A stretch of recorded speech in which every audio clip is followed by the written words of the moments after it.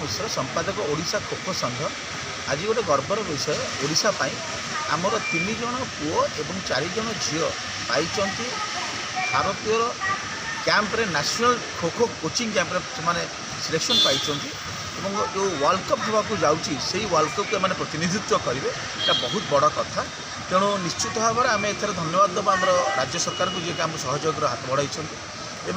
पिला माने जो मैंने अक्लांत परिश्रम कर परिश्रमटा आज साकार होगा जाऊँगी तेणु आम निश्चित भाव में चिंता करूँ निश्चित भाव भल खेल प्रदर्शन करेंगे और भारतीय दल को प्रतिनिधित्व करेंगे आगामी 13 ରୁ 19 ଜାନୁଆରୀ 25 दिल्ली ठारे अनुष्ठित होगा प्रथम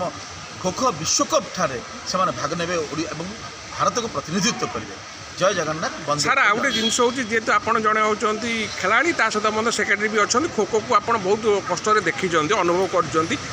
सरकार एवं खो खो को प्रोत्साहन देवा द्वारा आपको भी किसी हल्का है मोर कहर उद्देश्य हूँ खो खो खेलाड़ी जो बाहर आप भावुना जब सरकार चाकरी व्यवस्था करता से मनोबल चाकरी व्यवस्था करुँची गला आपणकर गला आमर जो मार्च मसरे यही वर्ष मार्च मसरे आमर 7 जन पिला सरकार देइचंती सरकारी चाकरी देइचंती ओडिशा तेणु निश्चित भाव में ये गोटे चाकरी देवार फ्लो आरंभ हो सारी तेणु बर्तमान आमर खो खो बर्तमान बेकार कहीं ना समस्ते भल प्रदर्शन करुँच चाकरी भी पाइले 7 जन पाइले चाकरी ओडिशा सरकार पाखे और 3 जन पाइले आमर पोस्टाल